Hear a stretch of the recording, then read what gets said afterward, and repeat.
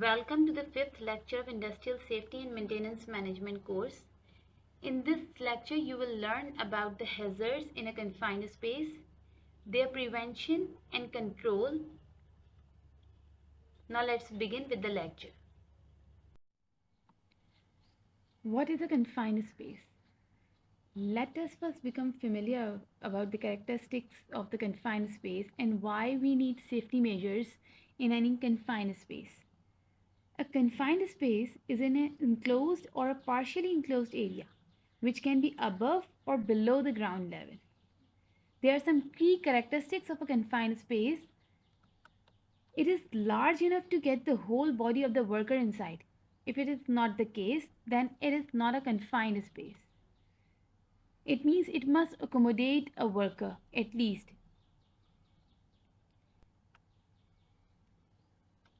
Limited means of entry and exit. Entry and exit is difficult and can complicate the rescue procedures. Due to the small size of the opening, it may be difficult to enter with the SCBA, that is self-contained breathing apparatus or other life-saving equipments. Or it may become difficult to remove downed or unconscious worker in a folded up or bent over position. Exits from a large opening may become difficult due to the presence of ladders, ventilators, hoses, etc. If it is not the case, then it is not a confined space. Then the last requirement for a space to be set as a confined, that it is not designed for a continuous occupancy. It is not designed for someone to work in regularly, but workers may be needed to enter the confined space for performing tasks such as inspection, cleaning, maintenance, and repair. As a result of these three characteristics, confined space may exhibit unfavorable ventilation conditions. And due to the lack of air movement in and out of the space, can create atmosphere much different than the outside atmosphere. That is, deadly gases may be trapped inside that space, or organic material inside may decompose, and due to the deadly presence of deadly gases or decomposition of organic material, there may be oxygen deficient environment. Due to the presence of these gases and chemical reactions such as rusting. Examples of confined spaces may include storage tanks, manholes, pits, ducts, silos, tunnels, pipes, reactors. It is not possible to provide a complete list of confined spaces, as some spaces become confined when the work is being performed in them, or when they are during the phase of construction, or they are in the phase of fabrication, or some modification is being done with them. Let's discuss some common accidents of some confined spaces. Accident in sewage pipelines. Many accidents have occurred in sewage pipelines due to their confined nature. Large number of workers die annually due to suffocation while clearing the blockage in sewage system. As we are already aware that bacterial breakdown of organic matter produces hydrogen sulfide, an extremely hazardous gas, which accumulates there, causing oxygen deficient environment and difficulty in breathing, which results in fatalities of the workers. Silos. We have already discussed about their functions in particular technology course. They are used to store solid materials. Whenever a worker is required to enter a silo for inspection or for maintenance, there is a chance that he may get trapped or engulfed in the material. This can be avoided by following the safety procedures, that is, having an attendant outside who may help in case of any emergency. Accidents related to the shipping containers. These cargo containers at the port containing foodstuff, leather goods, handicrafts, textile are most likely to have been fumigated. They should be carefully opened and tested for the presence of fumigants and ventilated if necessary. Why confined space training is necessary? or why OSHA developed standards for confined space. About 2.1 million workers enter confined space annually, and in most of the confined spaces accidents, there were no detectors which could alarm in case of hazard, or nor ventilation was done. And studies have shown that 65% of confined space fatalities were due to hazardous atmosphere. Of them, 25% of the spaces were toxic before entry. Fatalities were not just restricted to those carrying out work in confined space, but also 60% of fatalities involve persons who attempt to rescue trapped personnel without proper confined space training and rescue equipments.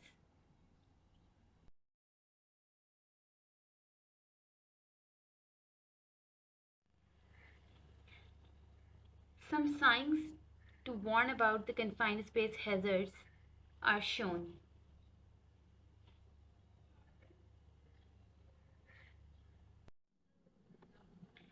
Hazards in a confined space. All hazards found in a regular workplace can be found in a confined space. However, these hazards can be even more hazardous in a confined space than in a regular work site.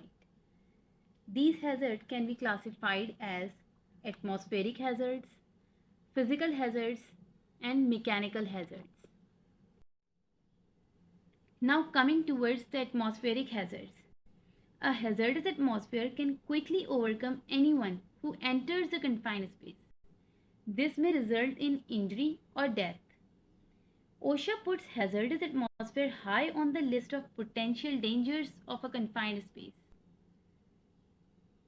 A hazardous atmosphere can be when there is oxygen deficiency, oxygen enrichment, flammable or combustible gases and vapors present, or toxic gases and chemicals are existing in a confined space.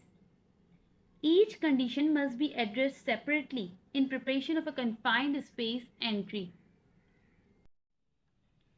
Safe oxygen level. The level of oxygen for the safe operation must be between 19.5 to 23.5 by volume. Oxygen concentration below 19.5 by volume of oxygen is considered to be deficient, and oxygen concentration greater than 23.5 by volume is considered to be oxygen enriched. Both oxygen deficient and oxygen enriched environment are dangerous. Each can occur naturally or accidentally. So oxygen levels should always be tested. Oxygen deficient atmosphere. There are four main causes which cause oxygen deficiency in a confined space. These include burning, oxidation, and rusting. Oxidation is when oxygen is being used up by goods stored or residues of chemical present in a confined space. Rusting of the steel tank or vessel can result in oxygen deficiency. Decomposition of organic material, displacement by other gases. Even normal breathing in a confined space can displace oxygen and cause oxygen deficiency. Lesser the oxygen content, greater would be its effect on workers' health. As when oxygen level is below 19%, early symptoms involve increased respiration, poor judgment due to drowsiness and nausea. When oxygen level decreases up to 12%, it results in unconsciousness, blue lips, vomiting, mental failure. At oxygen level below 6%, exposure of a person up to 40 seconds can result in coma and then death. Oxygen enriched atmosphere. Causes of oxygen enrichment. Common causes of oxygen enrichment can include a leaking oxygen cylinder or a faulty pipe connection while performing cutting or welding operation. Oxygen can be released in appreciable quantities when cold materials which have absorbed oxygen, such as absorbent like silica gel, is warmed to room temperature. Effects of oxygen enrichment not only involve health effects but it also poses fire hazards. Greatly increase in oxygen level above 90% can result in damage to the brain cell. but only a slight increase in oxygen level can pose serious fire hazards. Flammable material like clothing and hair will burn rapidly when sparks or flames are present. So never use pure oxygen to ventilate. And never use or place a compressed oxygen tank in a confined space. Flammable atmosphere. This condition may occur naturally due to decomposition, accidentally due to the leakage, or purposely because the container or confined space is used to store products like gasoline, kerosene, or other hydrocarbons. There are three critical factors which make atmosphere flammable. These include presence of flammable gas or vapor, presence of oxygen content in the vapor, ignition sources. Typical ignition sources include spark or electrical tools, welding or cutting operation, or smoking. Proper air and gas mixture in the presence of a spark or ignition source can lead to explosion. The critical point at which ignition or explosion occur is the lower flammable limit, that is LFL. Once the LFL is reached, the danger of fire or explosion is continuous all the way to the upper flammable limit, UFL. If the gas mixture is below LFL, it is too lean to burn or explode. Simpler, this mixture does not have enough fuel. If the gas mixture is above UFL, a fire explosion will not occur because concentration of fuel is too rich. A flammable material greater than its UFL is still not considered safe because it is usually toxic for the human health. Also, it can be diluted very quickly by the outside air. Hazards related to the toxic atmosphere in a confined space. A toxic atmosphere may cause various effects like poor judgment, unconsciousness, and death. Occurrence of toxic substances in a confined space.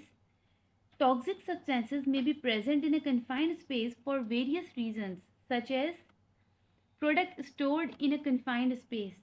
Residues from the previous processing or storage may result in a release of toxic chemicals, or toxic chemicals may arise from the disturbance and decomposition of sludge and other deposit in that confined space. Improper isolation. Seepage from improperly isolated adjoining plant may result in rise in the amount of toxic substances. Work performed in confined space.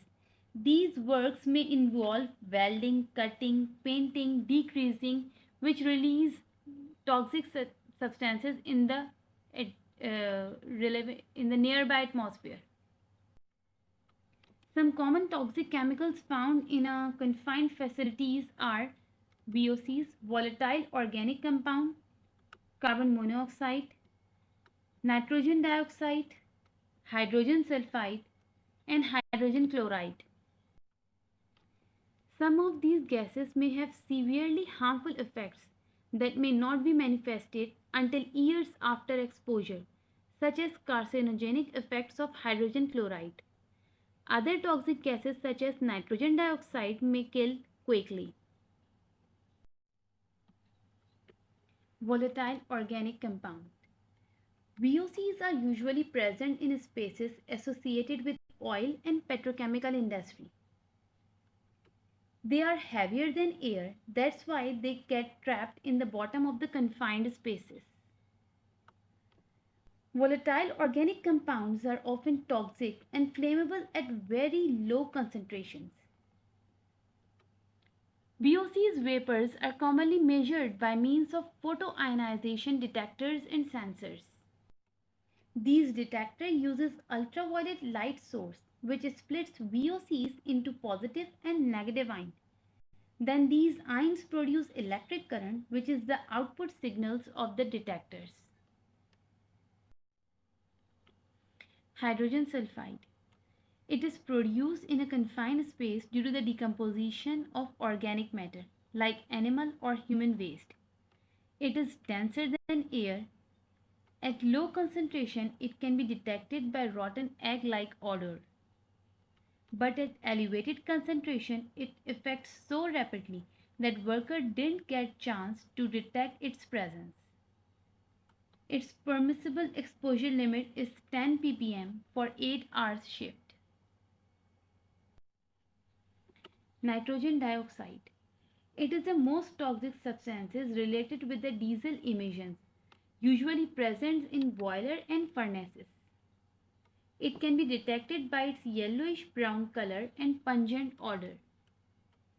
Its health effects involve irritation in the nose and throat. It combines with water in the lungs to form nitric acid, which causes pulmonary edema. Carbon monoxide. It is a combustion byproduct, or it is produced by the incomplete combustion of a hydrocarbon fuel. Carbon monoxide is odorless, colorless gas and is slightly lighter than air. At concentrations above 2000 ppm, person become quickly unconscious. Its permissible exposure limit is 50 ppm for 8 hours. Physical hazards in a confined space may involve engulfment in solid or a denser liquid, extreme temperatures, insufficient lighting, noise, wet surfaces, falling objects. Physical hazards. Now coming towards the explanation of engulfment by a solid or a liquid. Engulfment means the effective capture of a person by a liquid or a finely divided flowable solid substance. These substances can cause death by filling or plugging of the respiratory system. Or in some cases, substance can exert enough force to cause the death by choking, compression, or crushing. Engulfment incidents are common with hoppers and bins, where the granular solids are stored. These vessels are taller than normal human height, so human body can be easily engulfed in such equipments. Now coming towards the explanation of the second major hazard, extreme temperature in a confined space. Extreme temperature in a confined space may result from work performed in it, like steam cleaning of the facility, repairing of the confined space involving welding. The enclosed nature of a confined space can increase the risk of heat stroke and collapse from heat stresses if the conditions are excessively hot. These risks may be intensified by wearing of the personal protective equipment and lack of ventilation and increased humidity in the confined space. Other physical hazards in a confined space may include elevated noises. Noises generated in a confined space from the maintenance activities, use of different equipments and processes may be amplified due to reflections from a hard surface. Exposure to the hazardous noise may result in temporary hearing loss and non-auditory health effects to the worker. Elevated noise may also prevent workers from hearing warning signals, distract workers from their work, and may create hindrance while communicating with attendants standing outside the confined space. Wet surfaces. If the flooring of the tanks and rungs of the ladders for ascending and descending are wet, they may cause the worker to slip and fall. These wet surfaces may also increase the chance of electrical shocks. Insufficient lighting in a confined space. When natural lighting is not sufficient, additional lighting shall be provided in a confined space. Emergency lights such as flashlights or battery operated lighting equipment must be provided where necessary so that workers can locate exits and escapes easily. In hazardous atmosphere, explosion-proof lighting is required. Hazards involving falling objects.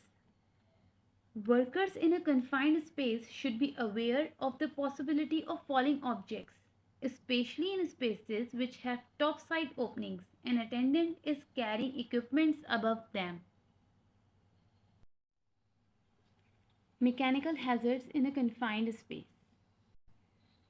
Some of the confined spaces have an internal configuration that might cause an entrant to be trapped by inwardly converging walls or by a floor that slopes downwards and tapers to a smaller cross section. Equipments containing moving parts should be de-energized and completely isolated until the work in a confined space has been finished. Also, the sharp surfaces in cutters and uneven and rough surfaces of the grinders to increase the friction between the material and the grinding surface may cause injury to the entrants. Hierarchy of safety precautions for a confined space work. As the hierarchy for control or prevention of any hazard involves first eliminating it, then prevention, and then control, same goes for the confined space hazards. Eliminate the confined space hazard by avoid entering into the confined spaces or by doing work from the outside. Prevent. Prevent the confined space hazard if the entry to a confined space is unavoidable. Develop and implement a safe system of work. Control. Devise an emergency plan before the work starts.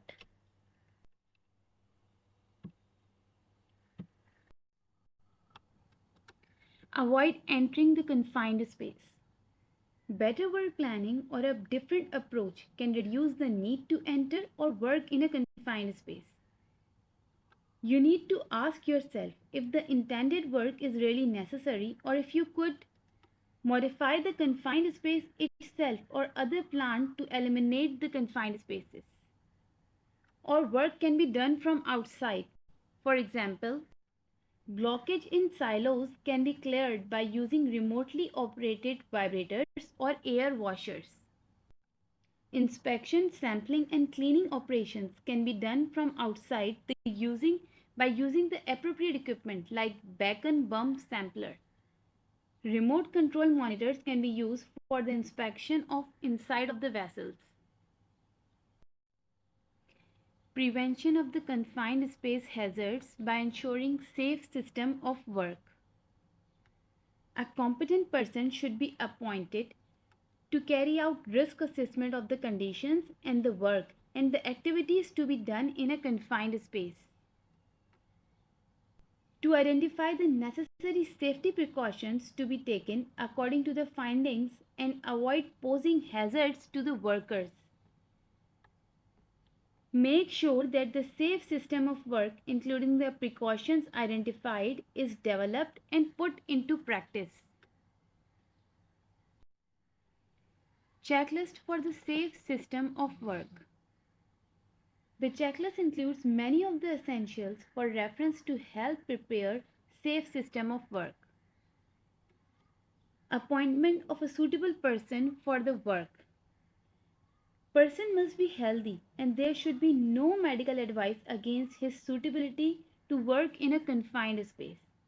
Also, he must have sufficient experience in the type of work to be carried out, and he should have received training to become a certified worker. Isolation. Disconnect and properly lock off the power supply of all machinery and equipment that could cause hazard in a confined space. Take effective steps to prevent an ingress or leak of hazardous gas, vapors, dust, free-flowing solid and liquid to the confined space. Cleaning and cooling before entry. Confined space should be adequately purged before entry of the workers to ensure that no sludge or other deposits will give off toxic substances during the course of work. If the steam cleaning is used, sufficient time should be allowed to ensure that confined space has been cooled enough. Check the size of the entrance. Make sure that entrance is big enough to allow the workers wearing all the necessary equipment to get in and out easily, also in case of emergency. For example, if the entrance is narrow, airline breathing apparatus should be used instead of SCBA, self-contained breathing apparatus, which is more bulky.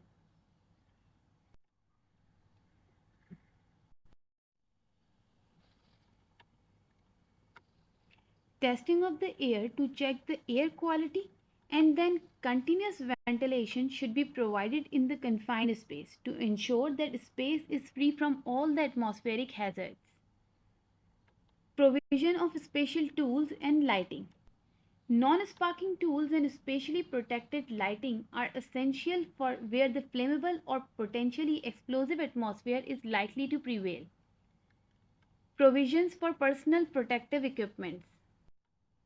Where the use of approved breathing apparatus is recommended in a risk assessment report, it is required to ensure that person uses them. Person should wear a suitable body harness connected to a lifeline that is strong enough to enable him to be pulled out.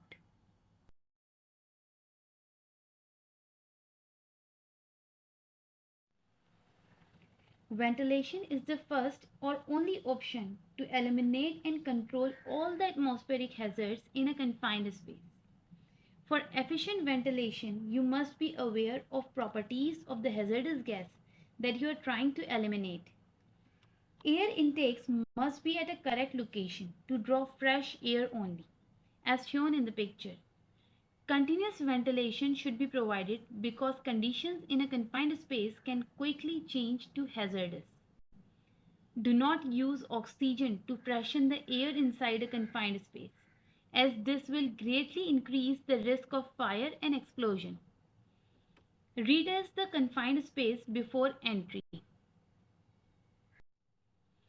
For the removal of contaminants heavier than air, exhaust pipe must be placed near the bottom surface of the confined space, with simultaneously blowing the fresh air as shown inside the picture. For the removal of contaminants lighter than air, exhaust pipe should be placed in the upper portion of the confined space, with continuous blowing of the air. Determination of purge time to ensure proper ventilation can be done by the use of formula T equals to 7.5 into V upon C, where T is the purge time in minute, V is the volume of the space in cubic feet, and C is the effective blower capacity in cubic feet per minute. Purge time calculation. To get a better understanding, perform this quick example by yourself. An estimation of purging time is needed for an 800 feet cube deep neck manhole. The effective blower capacity is 250 cubic feet per minute. Now use the formula as shown in the previous slide. That is, to calculate the time we need to multiply 7.5 into volume of the confined space and then divide by the effective blower capacity.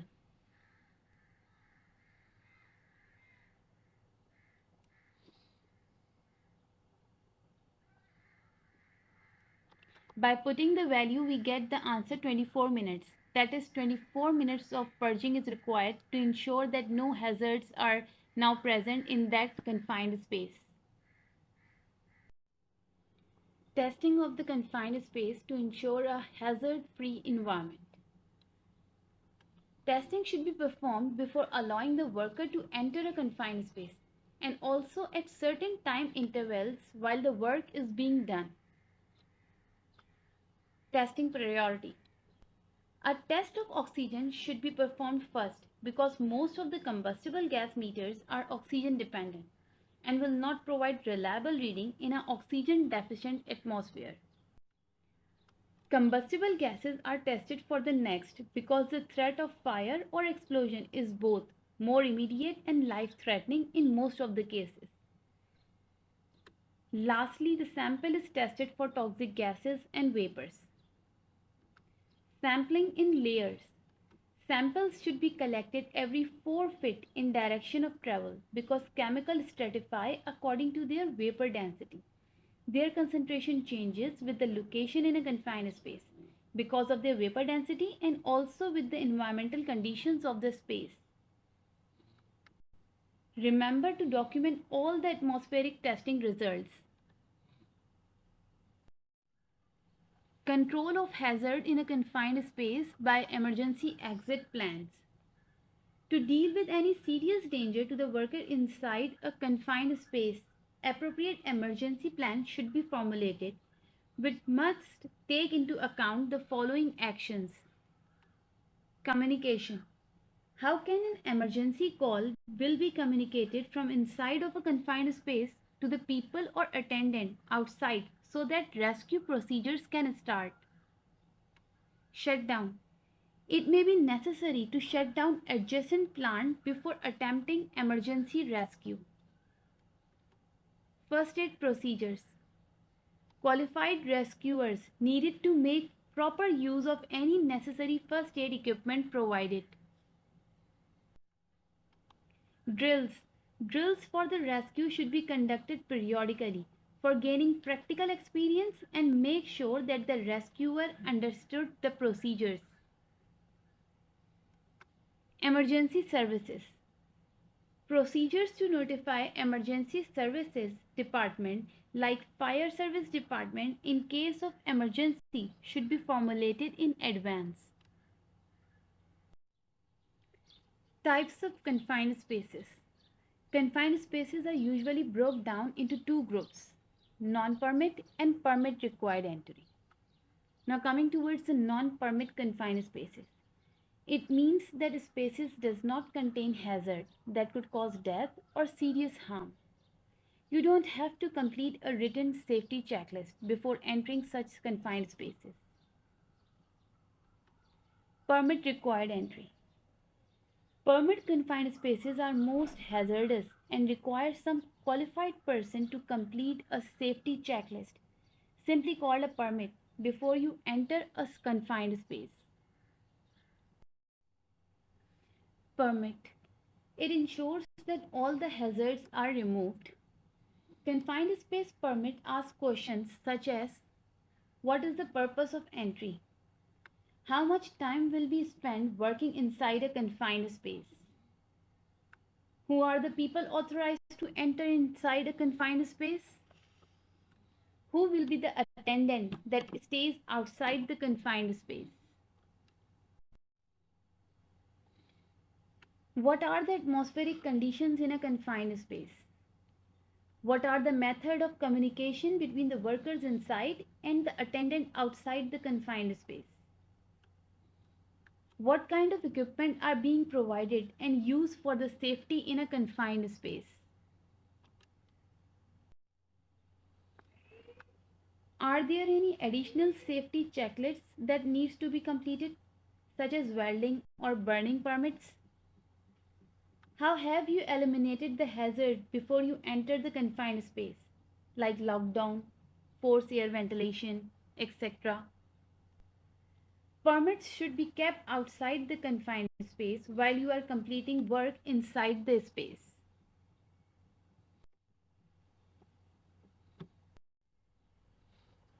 Pictures from the actual work permit issued by OSHA are shown in the coming slides.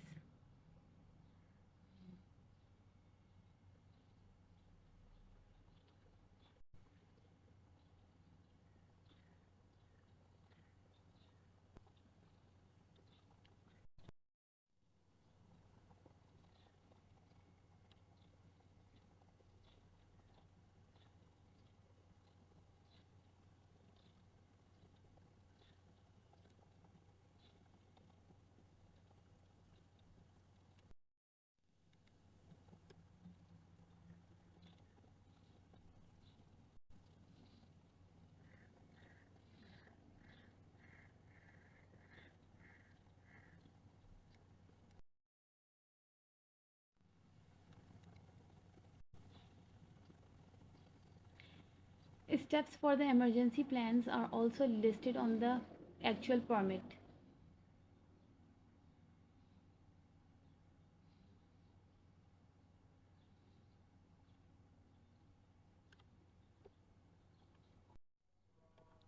Personal protective equipment that would be required while working in a confined space involve safety helmet, lifelines, SCBA, self-contained breathing apparatus, safety shoes, safety gloves, and a tripod stand to easily evacuate or to easily pull out the worker from that space.